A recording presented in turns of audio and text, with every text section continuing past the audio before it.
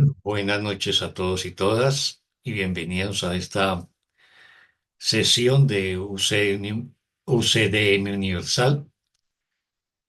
Muchas gracias a los hermanos y las hermanas de UCDM Universal por haberme invitado a esta charla que tiene como título de la teología UCDE, un curso de milagros de la teología a una metafísica del amor.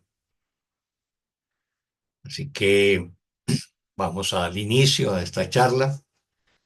eh, Podrá ser un poco filosófica. Espero que podamos o pueda hacerme entender. De todas maneras, si tienen algunas dudas, pueden escribirlas en los chats o a través de quienes estén administrando en este momento la plataforma, en este caso, pues la hermana María Lucero, pues pueden hacer también llegar las preguntas. Así que lo primero que nos tenemos que preguntar sobre estas dos palabras que contienen el título de la charla, que es teología y metafísica. La palabra teología aparece por ahí dos o tres veces en el libro de Un Curso de Milagros y la palabra metafísica no aparece, ¿no? Así que digamos que si nos atuviéramos a las palabras en sí, pues son dos palabras que no son populares dentro del libro de Un Curso de Milagros. No, más sin embargo, vamos a ver de qué se trata y a qué apunta pues esta charla sobre de un curso de milagros de la teología a la metafísica del amor. Así que lo primero que podemos hacer es intentar comprender qué se entiende por teología y qué se entiende por metafísica. La teología, básicamente, desde el punto de vista filosófico, es el estudio racional y sistemático de Dios o de lo divino y de todo lo relacionado con la fe, ¿no? O sea, es pensar, analizar, organizar ideas sobre Dios, la revelación, lo sagrado, el sentido de la vida, el bien, el mal, la salvación, etcétera. Y está basada tradicionalmente pues, por libros sagrados como la Biblia, el Corán, la Torá, bueno, los libros védicos o la tradición religiosa o la autoridad espiritual o las experiencias de fe. Pero, eh, pero esa dimensión, digamos, académica de teología, no la entiende el curso así, y ya lo veremos más adelante. Y sobre la definición de metafísica, es una rama de la filosofía que estudia la realidad más profunda, qué es lo que existe y cómo existe. No se centra necesariamente en Dios, se centra en el ser, la existencia, la causa, el tiempo, la identidad o por qué lo último de las cosas. O sea, la metafísica se hace preguntas como ¿qué significa existir? ¿Qué es el tiempo? ¿Existe el alma? ¿Qué es la conciencia? ¿Hay una causa primera? Esas son, eh, digamos, lo que podemos denominar una, una definición de metafísica. Ahora, ¿cuáles serían las diferencias entre metafísica y teología? Pues la teología va sobre Dios y lo divino, desde la fe o la revelación, y la metafísica va de la realidad en general desde la razón filosófica. ¿Sí? Ese es como el tema. Entonces, no siempre se cruzan la teología y la metafísica, pero sí han habido ejemplos. Por ejemplo, Tomás de Aquino, que ha sido pues un santo muy reconocido del mundo católico cristiano, construye la teología cristiana utilizando la metafísica de Aristóteles, básicamente la lógica aristotélica. En ese sentido, Tomás de Aquino se parece mucho al curso de milagros. El curso de milagros se apoya mucho en la lógica aristotélica. De ahí que vemos muchos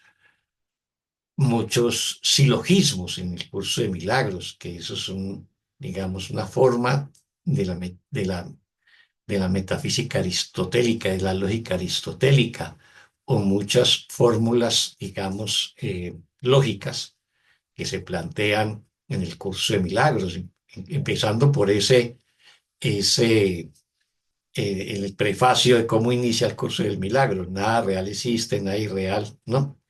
Nada real puede ser amenazado.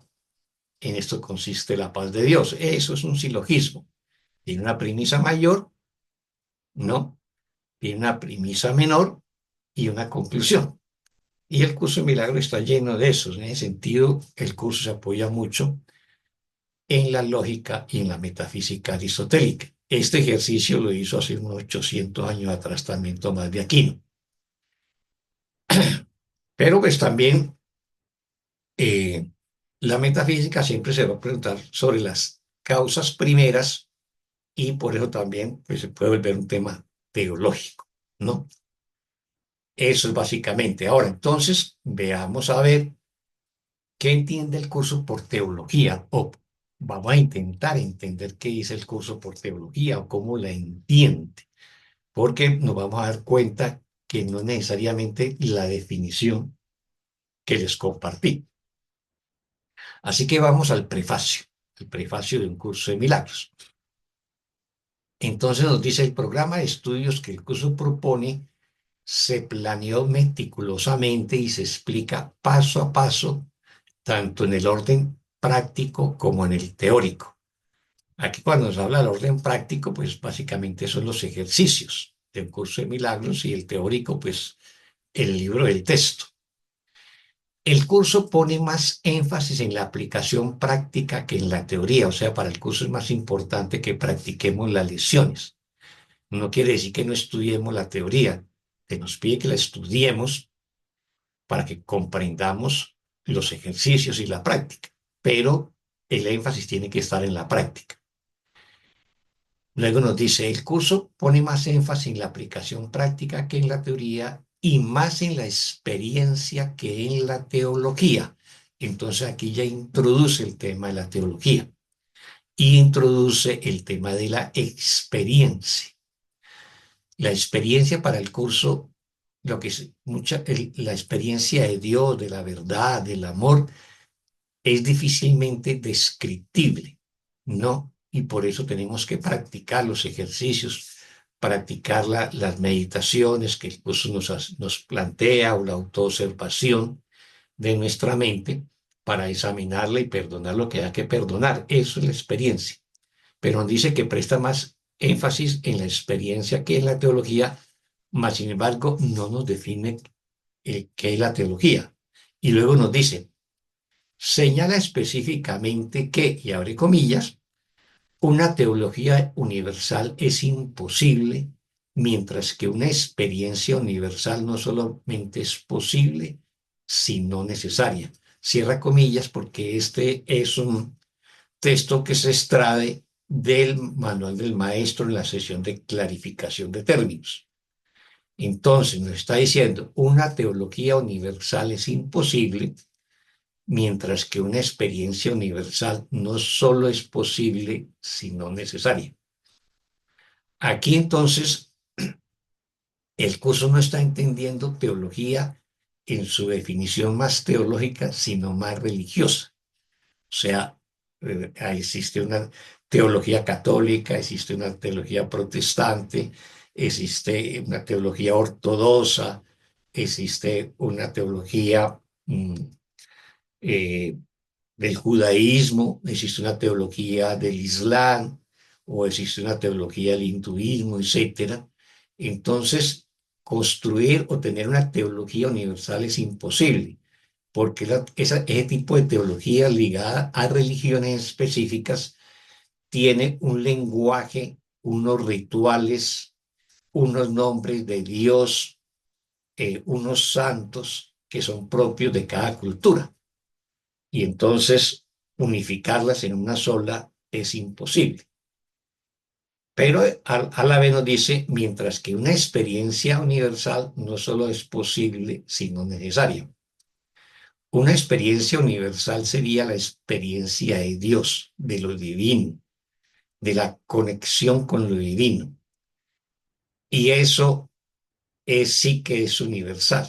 O sea, esa experiencia la puedo tener como estudiante de un curso de milagro, como un creyente católico, o protestante, o budista, o hinduista, o musulmán. Y en ese sentido, esa experiencia sí es universal. Esa experiencia es común a todos. Allí cuando se tenga esa experiencia, esa revelación de Dios, es común a todos, no tiene las particularidades que tiene cada religión o cada teología. Así que el curso va a interpretar la palabra teología asociada a las religiones, ¿no? A las religiones formales que existen. Así que la palabra experiencia universal también la podemos equiparar a lo que podemos denominar también la metafísica, ¿no? Que es el estudio de las causas últimas, de la realidad, ¿no? Más allá del mundo de los fenómenos, de la existencia del ser, ¿no? Luego nos dice, aunque su enfoque es cristiano, el curso aborda temas espirituales de carácter universal. Entonces, el curso va a entender teología vinculada a religiones, ¿sí? Y en este caso nos dice, aunque su enfoque es cristiano, nos está diciendo que la teología que el curso va a utilizar es cristiana. ¿Qué quiere decir? Pues va a utilizar los términos del cristianismo, entonces va a hablar del Espíritu Santo, del Hijo de Dios, del pecado, del segundo advenimiento, del juicio final, de la expiación, eh, etcétera, etcétera, que son propios del lenguaje cristiano, de la teología cristiana. En el budismo, en el hinduismo, pues van a tener otros términos. Ya no van a hablar del Hijo de Dios, por ejemplo, van a hablar pues de Shiva, de Vishnu, de Brahma, ¿no?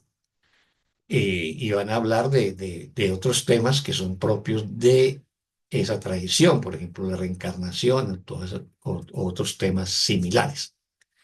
Entonces nos dice, aunque su enfoque es cristiano, otra manera de decir, aunque su enfoque es teología cristiana, el curso aborda temas espirituales de carácter universal. Esos temas espirituales de carácter universal quiere decir que son temas que son comunes también a todas las demás tradiciones religiosas o a todas las demás teologías, porque todas de una u otra manera que están buscando, pues acceder a Dios, volver a Dios, conectarnos con Dios. Subraya que no es más que una de las muchas versiones del programa de estudio universal. O sea, el curso no se proclama como el único programa de estudio válido, verdadero y correcto, sino que no es más que una de las muchas versiones del programa de estudio universal. O sea, el curso es una enseñanza más del estudio universal, de las enseñanzas de carácter universal. Por lo tanto, no excluye ni descalifica ninguna tradición religiosa o teológica, ¿no?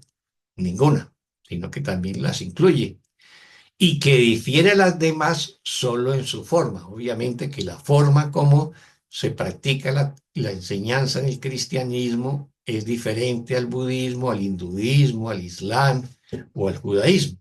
Entonces difiere solo en su forma. En última instancia, todas, y repito, todas conducen a Dios. O sea, reconoce que todas esas enseñanzas, que todas esas religiones, que todas esas teologías también conducen a Dios, que la diferencia está en la forma. Así que ya creo que nos vamos eh, entrando en materia. Así que si partimos de este párrafo del prefacio que le acabé de leer, entonces la metafísica se hace estas preguntas: ¿qué es el ser? ¿Qué es existir? ¿No? En el curso de milagros se dice Dios es y guardamos silencio porque Dios es indefinible, ¿no?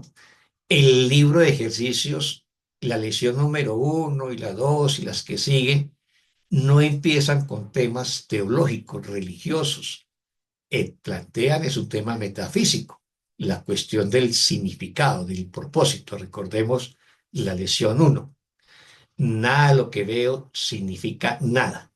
O sea, la primera lección ingresa y nos plantea un tema metafísico de difícil digestión por parte de los estudiantes novicios de un curso de milagros, ¿no? Porque el primer ejercicio que le plantea es que nada de lo que ve, nada de este mundo tiene significado, tiene propósito, no es real, es ilusorio, ¿no?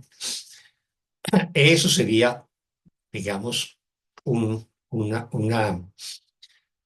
idea metafísica que se introduce en el primer ejercicio del libro de ejercicios de un curso de milagros. Entonces, ya podemos decir que la metafísica del curso de milagros está relacionada con el tema, o la palabra el conocimiento, con mayúscula que nos habla el curso, la verdad, el amor y Dios. Eso también está en el prefacio y lo vamos a ver más adelante con más detalle. En cambio, la teología del curso es el lenguaje cristiano, ¿no? Desde hablar del Cristo, del Hijo de Dios, del Espíritu Santo, de la Divina Trinidad, bueno, del pecado, del perdón, de la expiación, etcétera, que hace referencia al lenguaje cristiano del curso, a lo religioso, a las referencias bíblicas, ¿no? Entonces, y también lo que podemos igualar experiencia con metafísica, ¿no? La experiencia universal de la que nos hablaba en el prefacio es la experiencia de paz, de amor, de dicha, la experiencia de Dios, de que Dios se nos revele el ser y de sentir el ser con mayúscula en nosotros, ¿no? Eso es entonces. Más sin embargo, el curso nos hace otra, digamos, otra advertencia que aparece en la clarificación de términos, ¿no? Y nos dice una frase muy contundente en la clarificación de términos, en el párrafo 4 la clarificación de su introducción, y nos dice, no permitas que la teología te retrase. No permitas que la teología te retrase. O sea, ¿qué es lo que nos está invitando Jesús? A que no nos embarquemos en discusiones religiosas. Y si yo soy católico, mi religión es mejor que la tuya, que es protestante. O si yo soy cristiano, mi religión es mejor que la tuya, que es budista o es hinduista o lo que sea, o es musulmana. Eso es lo que nos está advirtiendo. No permitas que la teología te retrase. O sea, no te embarques en esas discusiones, porque termina haciendo juicios, condenas y ataques a otros hijos de Dios que han abrigado una religión distinta, una teología distinta. Así que lo que nos está pidiendo es busca la experiencia universal y en eso te unes con todos tus hermanos. No busques el debate teológico porque ahí te vas a perder.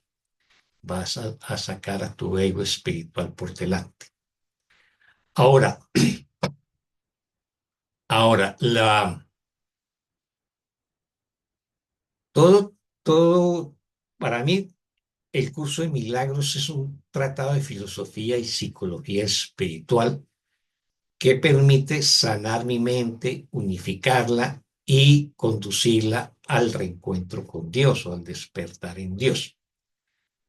Pero como todo, digamos, libro que desarrolla todo un marco conceptual que es muy denso, que es el que plantea el curso de milagros, por lo regular hay una contraparte conceptual que puede plantearse de manera explícita o implícita.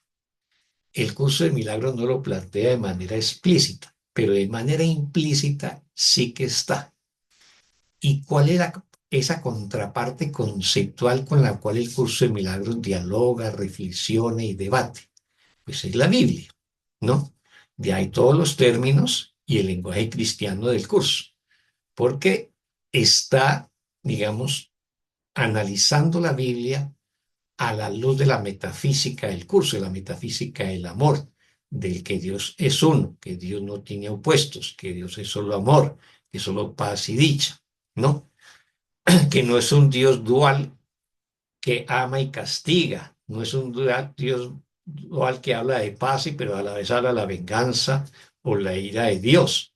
Entonces, el curso va corrigiendo muchos aspectos de la Biblia o los va reinterpretando. Así que esa contraparte conceptual del curso de milagros es la Biblia, digamos. Y a partir de allí comienza a reinterpretar muchos de sus términos, ¿no? Parte de su lenguaje o de conceptos que son muy centrales en la Biblia. Eh, y lo hace de una manera tal que preserva también la tradición bíblica. Me explico. La Biblia, por ejemplo, que es un conjunto de libros dividido en dos bloques, el Antiguo Testamento, que corresponde, digamos, al, a lo que el judaísmo reconoce como su canon. O sea, para el judaísmo solamente existe el Antiguo Testamento.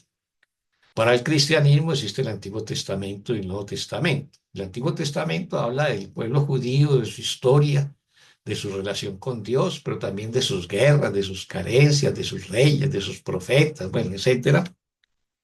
Y narra básicamente la historia del pueblo judío. El Nuevo Testamento narra la historia de Jesús y lo que significó Jesús, que irrumpe dentro del judaísmo y plantea pues unos nuevos postulados. Así que en la Biblia, desde el Antiguo Testamento incluso, se plantean algunos argumentos, pero el profeta posterior, el que escribe un libro posterior en la Biblia, cuando hablamos del Antiguo Testamento, no se pone a debatir y a confrontar abiertamente lo que se dijo en los libros anteriores, sino que introduce un nuevo término. Lo hago, por ejemplo, un ejemplo en el caso de entre el Antiguo y el Nuevo Testamento. En el Antiguo Testamento, en el Génesis, se nos dice que nosotros vivíamos en el paraíso y que nos comimos la fruta prohibida y Dios nos expulsó del paraíso. Entonces pasamos a vivir en este mundo de carencias, de enfermedades, de guerras, de conflictos, de problemas, de limitaciones, de sufrimiento, de dolor y de muerte. Y ese es el resultado pues, del pecado original. Sí, hemos estado pagando y seguimos pagando por el pecado original de Adán y Eva. Esa, digamos, es el postulado que plantea el libro del Génesis. Jesús introduce un nuevo concepto o una nueva historia o una nueva interpretación sin ponerse a decir es que el Génesis está equivocado y esta es la verdad. No, simplemente introduce una una nueva, digamos, un nuevo concepto o una nueva historia que se contrapone. En este caso, ¿cuál es? Pues la del hijo pródigo. La parábola del hijo pródigo lo que dice es que no fue Dios el que nos expulsó del paraíso, sino que fue el hijo el que eligió salir de la casa del padre y por lo tanto es el hijo el que debe regresar a la casa del padre o decide regresar a la casa del padre y cuando regresa, pues el padre lo recibe de manera jubilosa. Ahí hay una contraposición, ¿no? Entre la tesis del Génesis, que Dios nos expulsó del paraíso porque nos comimos el fruto prohibido y nos ha castigado por miles de generaciones y nos sigue castigando por miles de generaciones. Y la tesis de Jesús en la parábola del hijo pródigo que nos está diciendo eh, pues que fuimos nosotros los que elegimos separarnos del Padre, somos nosotros los que tenemos que volver al Padre y el Padre nos espera jubilosos. Simplemente a lo largo del curso de milagros, que adhiere a esta tesis de Jesús, pues nos va a decir que como estamos en el mundo de la percepción, que son de los cambios, de las formas, del tiempo, del espacio, de los conflictos, de la separación, pues cuando entramos al mundo de la percepción es muy difícil salir de él. Creemos que este mundo es real. Por eso necesitamos una ayuda para salir de ahí y esa ayuda pues es el Espíritu Santo, ¿no? E igualmente en el Nuevo Testamento sucede lo mismo. No sé si vale la pena mostrarlo, pero por ejemplo, el Nuevo Testamento es escrito entre los años 50, el año 50 hasta el año 110 o 120. Eh, Se supone que Jesús muere en el año 33 y ya en el año 50 los primeros textos son las famosas cartas de Pablo de Tarso. O sea que el orden cronológico del Nuevo Testamento es Pablo de Tarso, sus cartas, luego el Evangelio de Marcos, tal vez en los años 60 se calcula, el Evangelio de Mateo en los años 70, el Evangelio de Lucas más o menos en los años 80, y entre el 90 y el 110 el Evangelio de Juan. Ese es el orden cronológico, pero pues la iglesia lo ha organizado de tal manera que aparece primero el Evangelio de Mateo, que es el segundo, lo coloca el primero, el segundo el de Marcos, tercero Lucas, por último Juan, y por último las cartas de Pablo, que son las primeras, pero aparecen organizadas de último. Entonces, el Pablo de Tarso va a interpretar la crucifixión de Jesús como el gran sacrificio para el perdón de nuestros pecados. Y entonces él dice que al morir en la cruz y resucitar al tercer día, Jesús se convierte en el Hijo de Dios, en el Mesías, ¿no? En el Cristo, porque la palabra Cristo originalmente es como se escribió en griego, Pablo de Tarso, el Nuevo Testamento escribe en griego, la palabra Cristo, Cristo es la traducción griega del hebreo de Mesías, ¿no? O sea, si el Nuevo Testamento se hubiera escrito en hebreo, en arameo, que eran los idiomas originarios de Jesús, diríamos Jesús el Mesías. Pero como escribió en griego, decimos Jesús el Cristo. Digamos, esa era la primera interpretación. Pero ya después, Marcos va a decir que no, que la divina, no se va a poner a discutir con Pablo de Tarso, ¿no?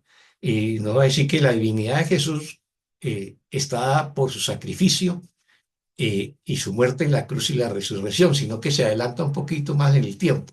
Y dice que no, que fue cuando lo bautizó Juan el Bautista e inició, digamos, su, su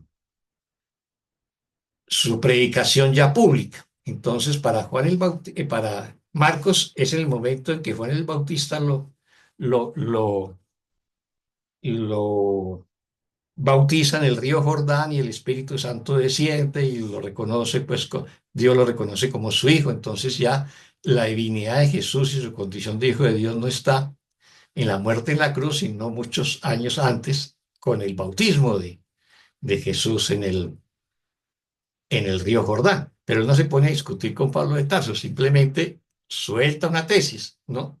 Y la establece allí. Si uno mira después el Evangelio de Mateo, que en la Biblia aparece como el primer evangelio, pero es el segundo cronológicamente, entonces Mateo retrocede más en el tiempo y entonces lo que hace es tratar de demostrar que Jesús es el Mesías que los judíos esperaban por dos razones. Una, porque hace una genealogía de 42 generaciones para demostrar que Jesús hace parte de la casa del rey David, que es descendiente directo del rey David y por lo tanto es el Mesías. Y dos, porque fue concebido por obra y gracia del Espíritu Santo, ¿no? Entonces el Espíritu Santo preñó a María y entonces nace como el Hijo de Dios. O sea, ya para Mateo se retrocede más en el tiempo, no se queda con el tema del bautismo de Jesús en el río Jordán, sino que establece que no, que Jesús es el Mesías, el Hijo de Dios, es a partir del nacimiento y a partir eh, de y a partir de que es descendiente del rey David y que su origen, digamos, es divino por intercesión del Espíritu Santo. Y luego llegamos al último evangelista, Juan, y entonces él va mucho más allá, no se queda con, con lo que plantean los otros, sino que plantea que al principio era Dios y Dios era, ¿no? El verbo, y el verbo era con Dios y el verbo se hizo carne. O sea, Jesús es Dios hecho carne, ¿no? O sea, mucho antes, ya ni siquiera por lo que dijo Pablo de Tarso, Marcos o Mateo, sino que va mucho más allá. Y no se ponen a debatir, simplemente, digamos, van colocando sus tesis y eso va construyendo toda la teología cristiana. Bueno, entonces avancemos. Así que entonces, en la clarificación de términos, en la clarificación de términos nos va a decir que los argumentos teológicos como tales son necesariamente polémicos, ya que dependen de creencias, o sea, de religiones, y por lo tanto pueden ser aceptados o rechazados, y eso lo sabemos a través de la historia de la humanidad, todas las guerras y confrontaciones religiosas. Y luego nos repite, una teología universal es imposible, mientras que una experiencia universal no solo es posible, sino necesaria. Alcanzar esa experiencia es lo que el curso se propone. ¿Y cuál es esa experiencia? Pues la experiencia de Dios, ¿no? Solo cuando se alcanza es posible la consistencia, porque solo entonces se acaba la incertidumbre. O sea, hasta que nosotros no tengamos la experiencia de Dios, viviremos en la duda, en la incertidumbre. Cuando, por eso, lo que se nos pide en la primera fase del aprendizaje es tener fe, porque todavía estamos en la incertidumbre. Pero cuando tenemos la experiencia de Dios, entonces ya tenemos la certeza, se acaba la incertidumbre y en ese sentido ya la consistencia es posible, ¿no? Entonces, avancemos.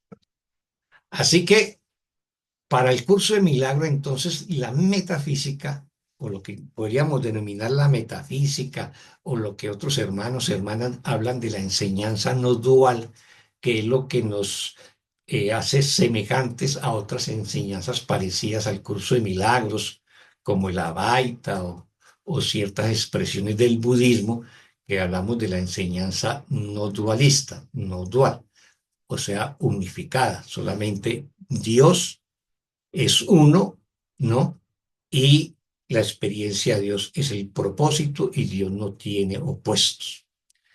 Entonces, ya, ¿cuál sería entonces esa definición metafísica que el curso hace de sí mismo? Lo plantea también en el prefacio. Nos dice, el conocimiento es la verdad. O sea, verdad y conocimiento para el curso de milagros es lo mismo. Y está regido por una sola ley, la ley del amor o Dios. O sea, la verdad y el conocimiento está regido por la ley del amor o por Dios. Eso quiere decir que todo lo que no sea amor y todo lo que no sea Dios no es verdad, porque solamente Dios y el amor es la verdad y es el conocimiento. Y entonces nos lo entra a definir. Nos dice, la verdad es inalterable, o sea, Dios es inalterable, eterna e inequívoca, o sea, el amor o Dios es inalterable, es eterno, es inequívoco, o sea, no es posible confundirse en eso. Es posible no reconocerla, o sea, es posible no reconocer la verdad, pero es imposible cambiarla, ¿verdad? O sea, la verdad seguirá siendo verdad, Dios seguirá siendo Dios y el amor seguirá siendo amor y el conocimiento seguirá siendo conocimiento. Si yo no la reconozco, la niego o la ignoro, seguirá siendo lo que es. Esto es así con respecto a todo lo que Dios creó, o sea, toda la creación de Dios tiene esos atributos de ser inalterables, eternos, inequívocos, regidos por la ley del amor. Y solo lo que él creó es real, o sea, la realidad solamente es Dios. Todo lo que esté por fuera de Dios, como en este mundo, pues no es real. La verdad está más allá del aprendizaje. Eso quiere decir, la verdad está más allá de este mundo. ¿Dónde aprendemos? En este mundo. En este mundo es el mundo del aprendizaje. Por eso necesitamos que se nos enseñe un curso de milagros. Por eso necesitamos practicar las lecciones. No porque estamos en el mundo de la percepción, que es el mundo del aprendizaje. En el cielo, lo que rige es el conocimiento todo abarcante del espíritu. Y el espíritu todo lo sabe y todo lo conoce, entonces no necesita conocer nada, no necesita aprender nada, porque ya el espíritu todo lo sabe. O sea, por eso nos dice la verdad está más allá del aprendizaje, quiere decir la verdad está más allá del mundo, porque está más allá del tiempo y de todo proceso. O sea, está en la eternidad y de todo proceso, porque en el tiempo las cosas tienen procesos, ¿no? O lo percibimos como proceso, como pasado, presente y futuro. Esa es la visión lineal del tiempo, que incluso nos dice que es ilusoria. Luego nos dice que la verdad, o Dios, no tiene opuestos, ni principios, ni fin. Simplemente es, ¿no? O sea, esos son elementos de la metafísica de un curso de milagros que no tienen nada que ver con la teología o con lo religioso.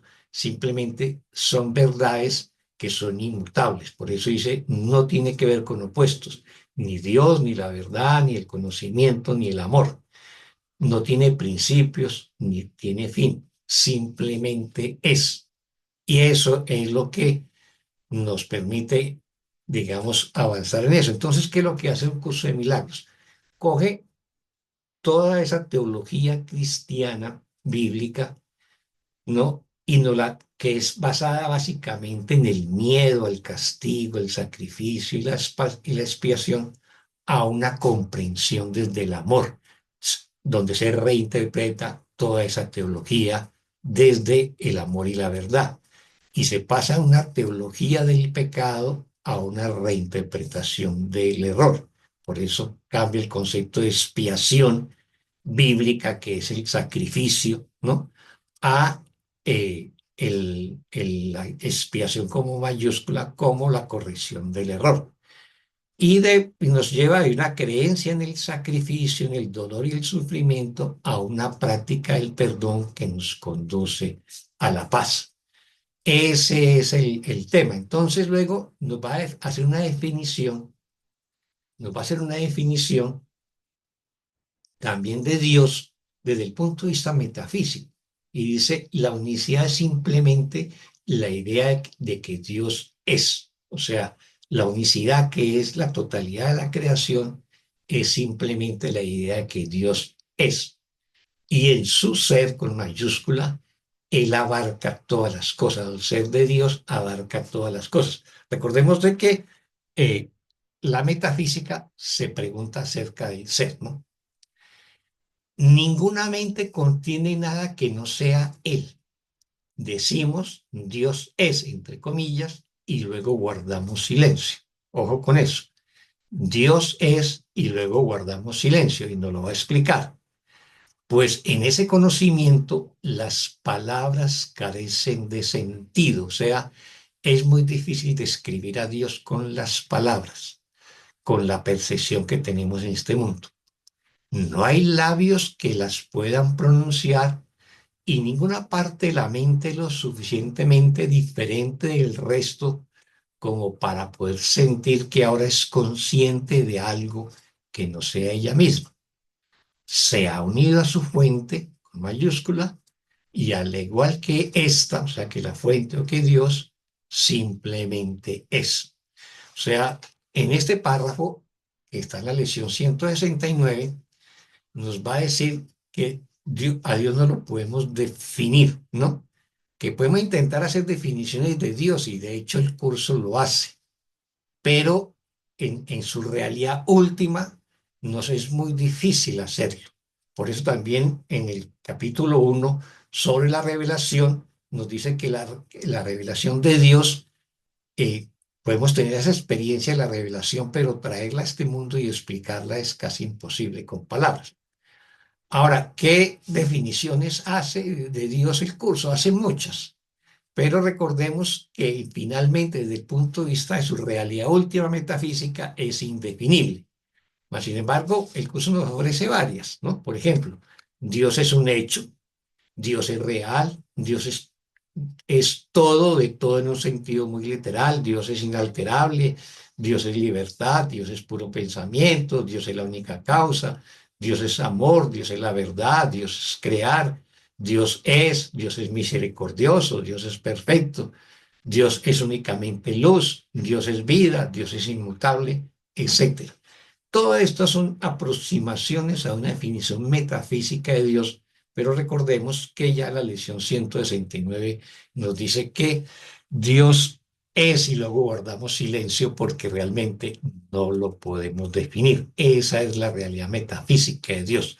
Va más allá de la teología, va más allá de las religiones, va más allá de los debates que puedan tener las religiones y las teologías acerca de Dios y por las cuales se han venido enfrentando a lo largo de los siglos y de los milenios.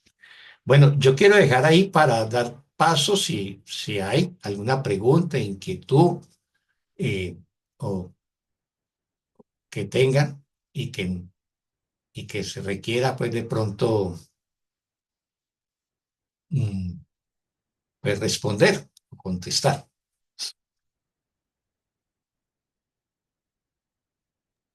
En este momentico no hay preguntas, pero si alguien quiere usarlo, bueno, voy a darle paso a Santa Victoria, que Ujú. levantó la manito, ¿vale?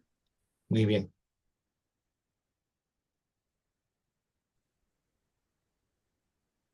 Adelante, hermana Sí, a ver Victoria. si entro. Ajá. Gracias por estar ahí, hermanos. Buenas tardes y bendiciones. La idea que expusiste, maestro, sobre el tema de que la Virgen María concibió a través del Espíritu Santo, ¿no? Eh, que nos explica que cuando nuestra mente está en gracia, pensando en la unicidad, puede haber una unión con un hermanito hombre sin que ello suponga un pecado, sin que ello suponga alterar la condición de santidad que tenemos, ¿no? ¿Cómo lo ves eso? Bueno, la afirmación no es mía, es la afirmación que hace el evangelista Mateo, ¿no?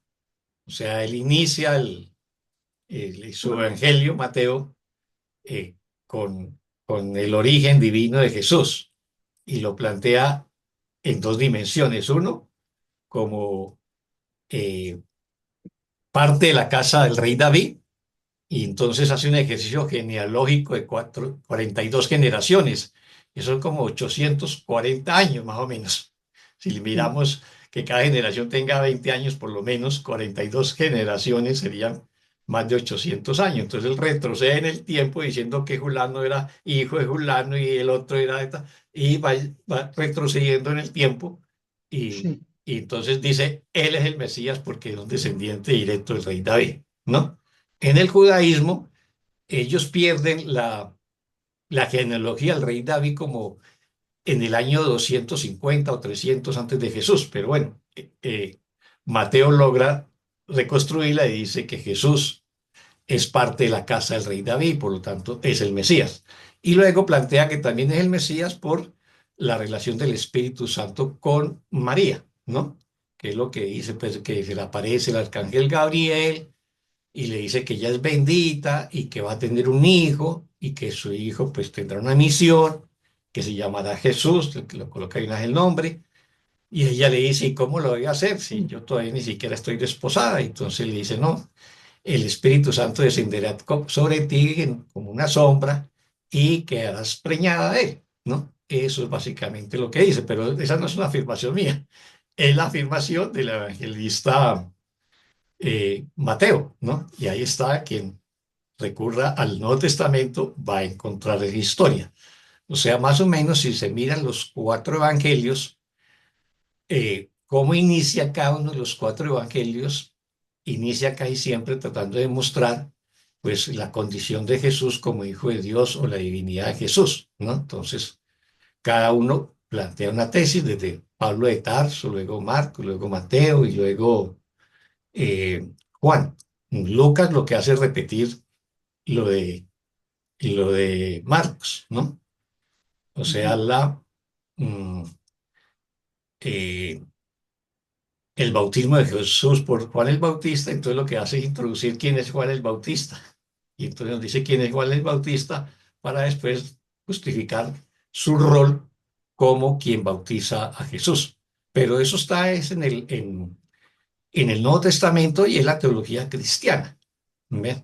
Sí, Lo yo que me quería demostrar refería, con ello no es las tesis que plantean, sino cómo plantean las tesis sin entrar a controvertir con los evangelistas anteriores, ¿no? Esa es como la forma. Lo mismo que hace Jesús.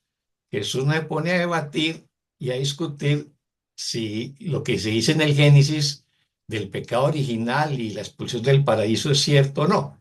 Jesús lo que hace es introducir una parábola que es la del hijo pródigo. Obviamente que esa parábola eso es una historia absolutamente opuesta a la que plantea el libro del Génesis con la expulsión del paraíso, que es más o menos la que desarrolla el curso de milagros. Dios no nos expulsó del paraíso, fuimos nosotros los que nos separamos en un sueño de separación que queríamos ser autónomos de Dios, pretendíamos crear a Dios y eso lo soñamos, nos olvidamos de reírnos y lo hicimos real, ¿no? Pero sí, no se plantea el debate, simplemente se introduce una tesis. Y eso es lo que sucede con las construcciones teológicas. claro, yo me refería, hermano, a la idea que Jesús nos da también en el curso de que podemos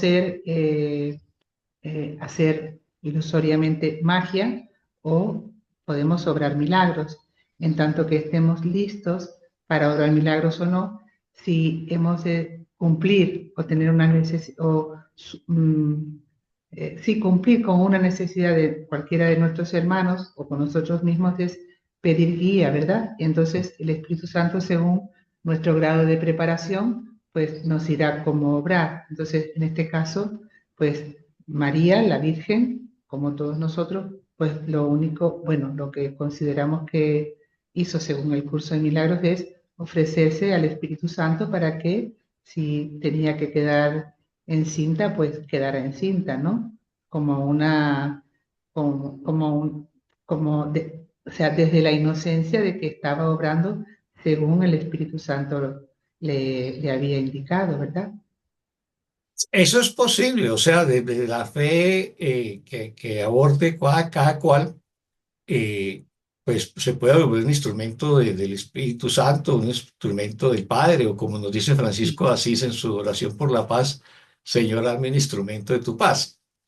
Ok. Eh, pero yo no estoy abordándolo desde esa perspectiva. Obviamente que el curso trabaja mucho el tema de la fe para llegar después a la convicción o a la certeza, y eso la logramos a través de la experiencia, sino que incluso ese pasaje de Mateo luego lo va a controvertir de Juan, el apóstol Juan.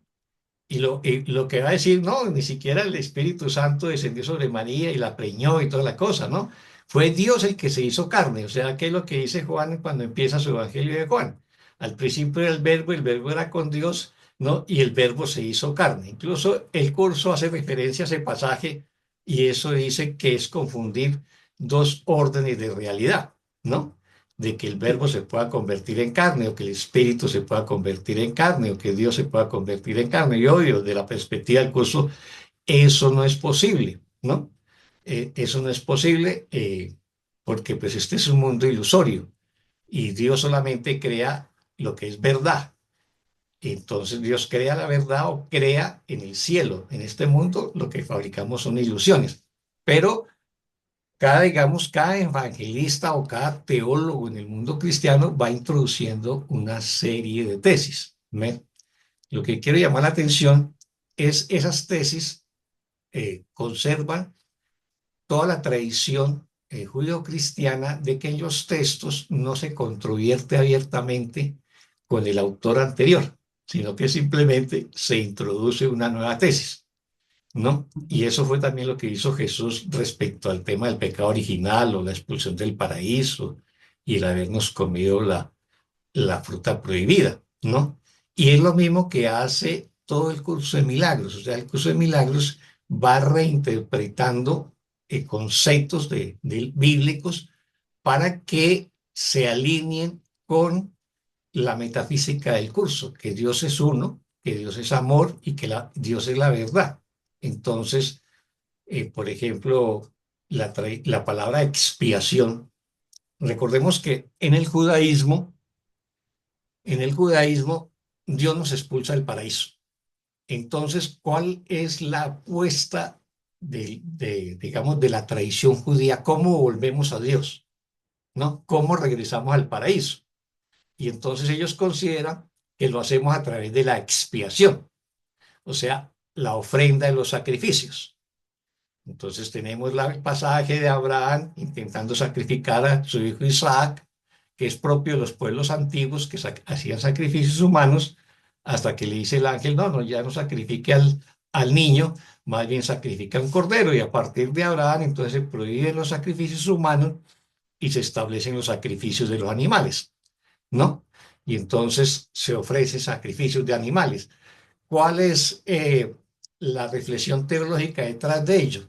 Que es que la sangre de un inocente me purifica los pecados. Por eso hay toda una teología en el Antiguo Testamento, específicamente en el libro 3 de Levíticos, que dice cómo se dispone el sacrificio, la expiación, cómo se organiza el altar, cómo se organiza el templo, cómo debe vestir el sacerdote, etcétera.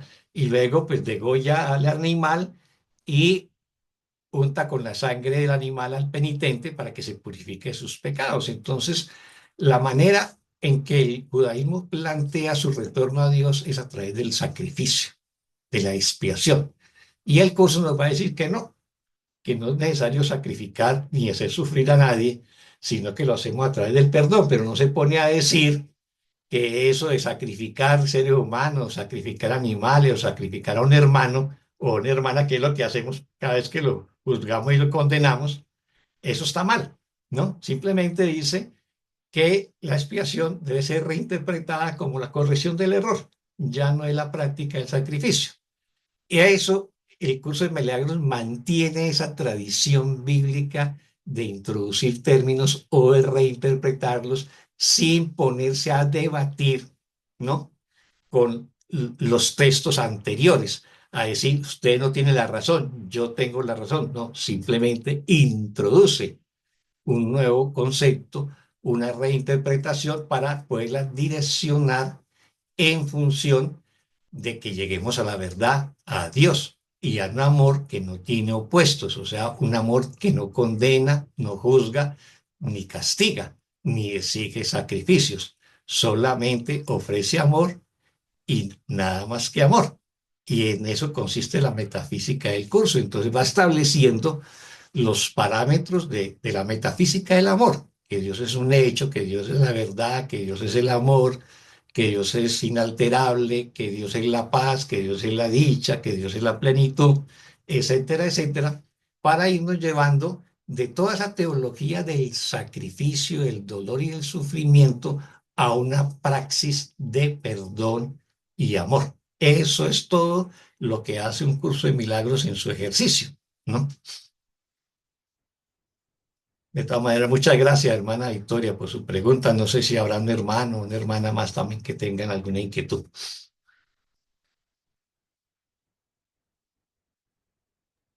En este momento no hay preguntas en el chat ni en YouTube tampoco. Bueno, no sé.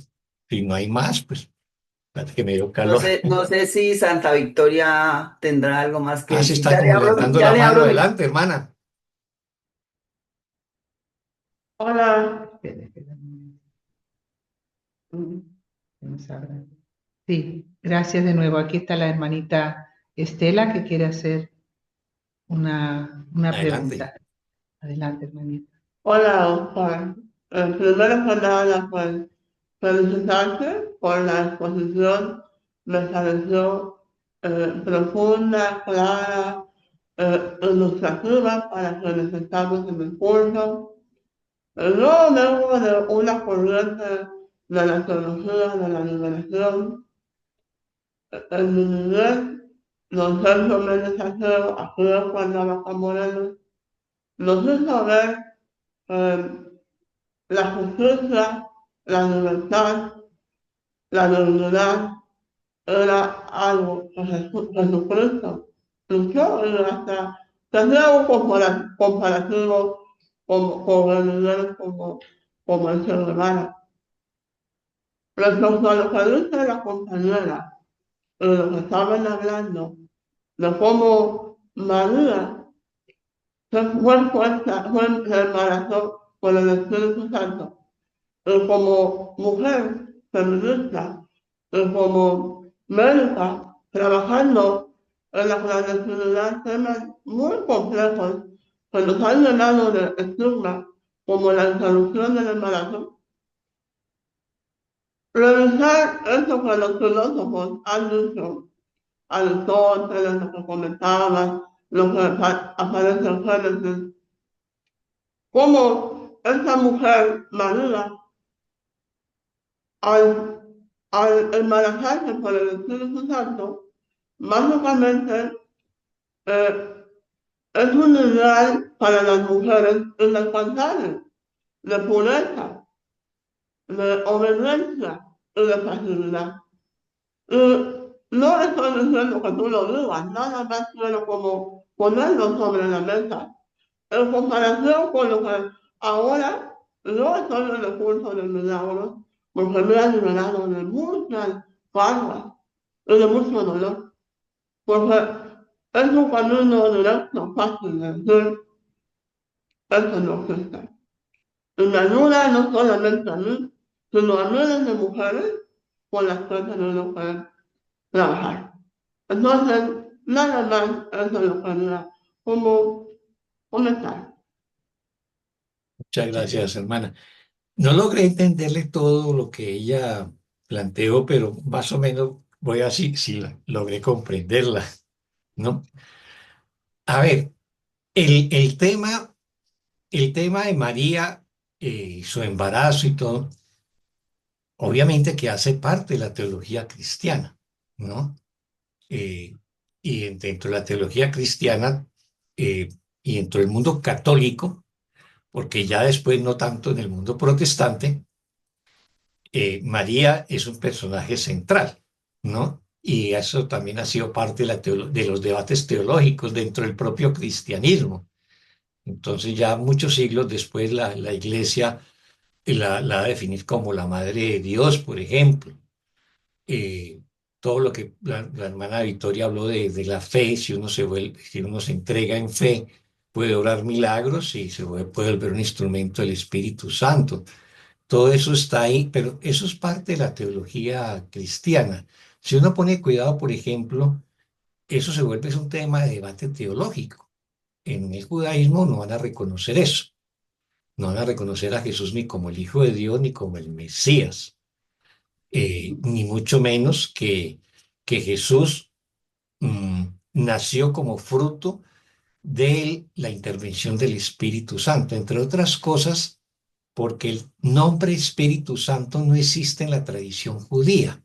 O sea, en el Antiguo Testamento no aparece el nombre Espíritu Santo. O sea, el nombre Espíritu Santo surge con el Nuevo Testamento y con y con el cristianismo.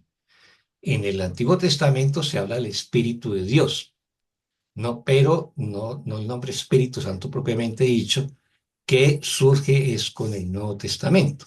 Si uno mira, por ejemplo, la teología musulmana en el Corán,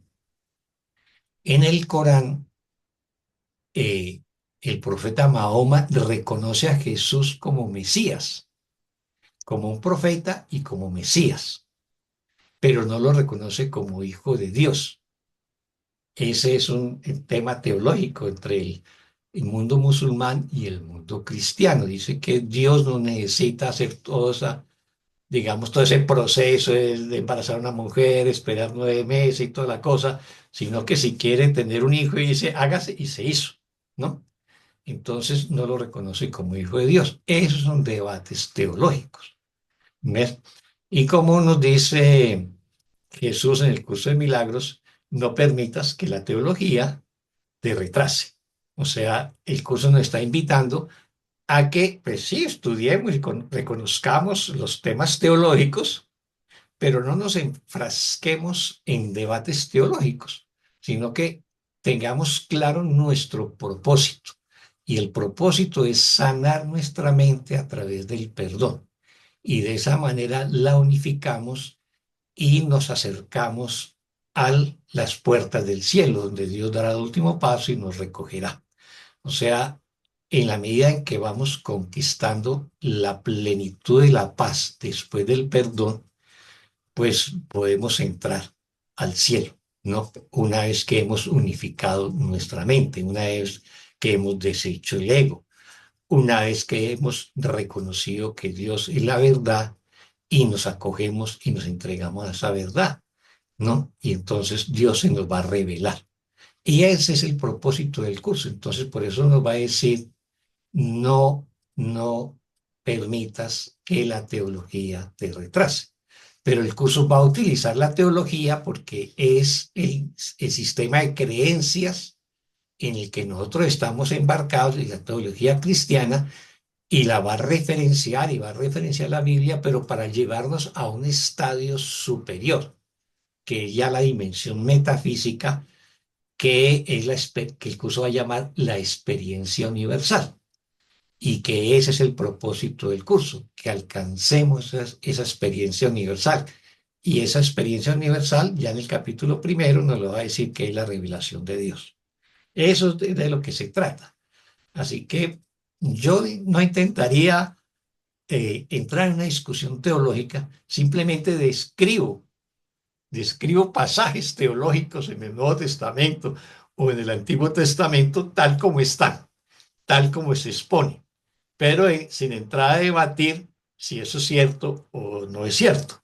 No, no, eso queda en manos de cada hermana o hermano, porque hay hermanos que son cristianos y que son católicos y entonces acogen plenamente toda la teología cristiana o parte de ella. Hay otros que llegan al curso de milagros y nunca han pasado por el cristianismo, pero llegan al curso de milagros, así como hay gente en el mundo occidental, que es el mundo cristiano, que estudia budismo desde estas tierras, desde América, desde Europa, estudia budismo, hinduismo y acoge esa tradición sin haber sido budista ni hinduista. Entonces decide acoger esas enseñanzas y eso es respetable, ¿no? Y no sería motivo de juzgarlos o condenarlos porque acojan una u otra teología. Muchas gracias. Sí, muchas gracias por eso, hermano. Sí, creo Gracias. que estás haciendo una explicación, una exposición veraz y efectivamente no tomar partido. Nosotros en este tiempo, desde Miracle Law, estamos estudiando la Biblia con Jesús, claro, a la luz de un curso de milagros. Y ahí sí que se nos lleva, por ejemplo, a la idea de que efectivamente no es necesario ningún sacrificio, ¿no? De ninguna manera es aceptada el sacrificio. Por eso es que sabemos que Dios nos indica, el Maestro Jesús nos indica que el sacrificio es innecesario y el dolor, ¿no? Que eso no forma parte de la bondad de Dios. Por lo tanto, no es, Dios no creó el sacrificio, por lo tanto no existe. Muchas gracias por tu exposición. Adelante. Muchas gracias, hermana. Gracias por darnos la palabra. No, con mucho cariño, hermana. Bueno, no sé si no hay más preguntas o comentarios, pues podemos ya cerrar esta. Sí, no hay más preguntas. Hay una gratitud de YouTube de Diego Uno, maravilloso maestro, muchas gracias. De Pati Soto, gracias maestro por la claridad. Bueno, muchos mensajes de gratitud, Oscar. Bueno, muchas gracias y muchas bendiciones a Vale. todas y todas. Bueno, que tengan una feliz y bendecida noche y nuevamente muchas gracias a las hermanas y hermanos de UCM Universal por haberme invitado a esta charla. Ya nos veremos en alguna otra oportunidad.